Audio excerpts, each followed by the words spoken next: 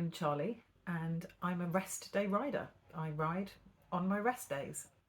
I'm fairly new to the world of motorcycling, having hit a true midlife crisis and only taking and passing my tests when I was 50 years of age. So yeah, this is still my first year on the road. I grew up around motorbikes. My dad was always a avid motorbike fan, building, restoring and riding his own British motorcycles, of which we still have a few, but I'm not brave enough to go there yet. So I've done quite a few short trips, stretching my legs, getting a little bit further each time, and undertaken one camping trip with my motorbike, which I absolutely loved.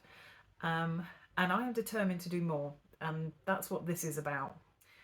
So this is going to be quite brave for me. In about 8 weeks, at the end of August, I'm going to undertake a solo motorbike tour.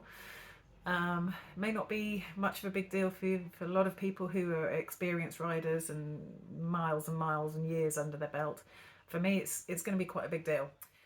So I'm riding from Wiltshire all the way up to Aberdeen to spend a couple of days with my brother, and then I will be riding all the way back down.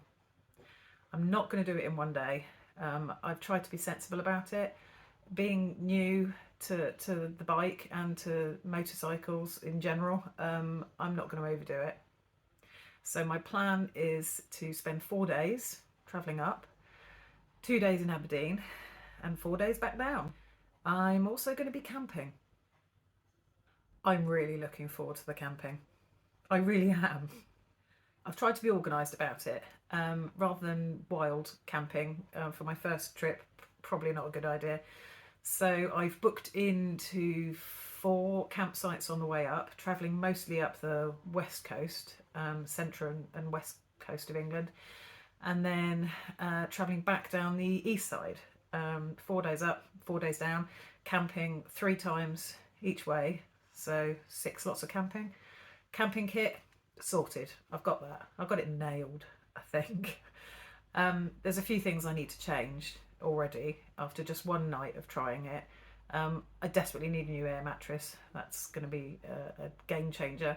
At 50, I need certain creature comforts, and sleeping is going to be one of them. I've got to be comfortable and warm. And I plan things a lot. Bearing in mind this is 8 weeks away, I've done a lot of planning already. I've even mapped it out. I'll show you. So I got myself one of these. In true Charlie I love stationery way, I also bought myself some stickers and some felt tips. Now my plan is to avoid motorways, so I'm going to show you what I've created. So this is the south of England. I'm going to be starting here in Swindon, and avoiding the motorway I'm going to be travelling up through Cirencester, Stow-on-the-Wold, through Leamington, Coventry, bypassing Birmingham, travelling up through Burton, Derby, and arriving in the Peak Districts, and staying just south of Chesterfield. So that's going to be day 1. That's only 132 miles. I should be able to manage that. Day 2, leaving Chesterfield, travelling up through the Peak District, skirting past Manchester, Burnley, up into the Yorkshire Dales. Map changes direction. And then carrying on up through the Dales and stopping at a place called Appleby in Westmoreland, and popping off and stopping off to see Pendragon Castle on the way. I do like a castle. Day 3 is 125 miles, and we're riding from the Lake District all the way up through Carlisle, Dumfries, and stopping just south of Kilmarnock. Yeah, that's just south of the border, as it were, and camping there. Day 4, long day, 180 miles today.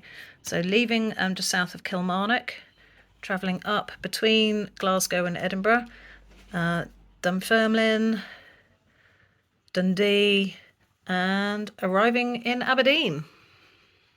And if I'm not too exhausted after all that, I spend 2 days in Aberdeen with my brother, probably riding out, seeing some local areas he can show me, some exciting paths. Just hope I'm not too saddle numb by then. So the return trip, this is going to be day 7, I think. This is another long day, 182 miles. Travelling from Aberdeen, back down through Dundee and heading towards Dunfermline. But here, I think, rather than coming this way, which I did on the way up, I'm actually going to come this way. Somewhere around here, there's a place called Biker's Cove, which I saw on another YouTube blog, the $1 Million Bogan, and that looks like fun. So I'm going to try and find that. Carrying on past Edinburgh and ending up in Jedburgh. 8, I think now. Leaving Jedburgh and travelling south, skirting past Newcastle, down past Darlington. Map changes direction again. Northampton, Northallerton, to Harrogate, and then stopping just sort of north of Leeds for the night. This is going to be a must. This is the Viking Centre at York. Definitely want to go there. And day 9, leaving Bradford, down past Leeds, shorter trip today, down to, where's that? And the final leg home is only 112 miles. Hopefully I'm not too saddle numb and can make it. And that's going to be leaving Stamford, back down through Northampton, and all the way back to Swindon. But that's not where my list and my organisation ends. I got a bit carried away. And although it's still 8 weeks out, I've got lists of where I'm going, when I'm going, what date, how many miles, places to stop at, and a packing list. There's only one problem with these maps. You can never fold them back up again the same way.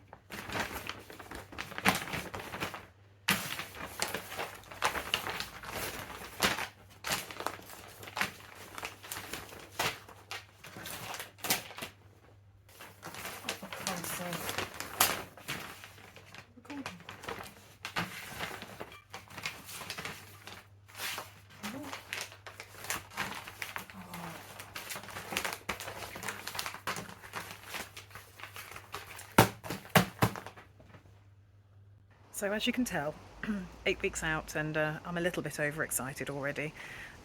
Lots to do still, lots of lists to write, lots of planning, lots of packing, lots of loading the bike up, fitting the panniers. So exciting. But if you feel like following my journey, my first ever camping trip, my first ever tour on a bike, then click that subscribe and I'll keep you updated.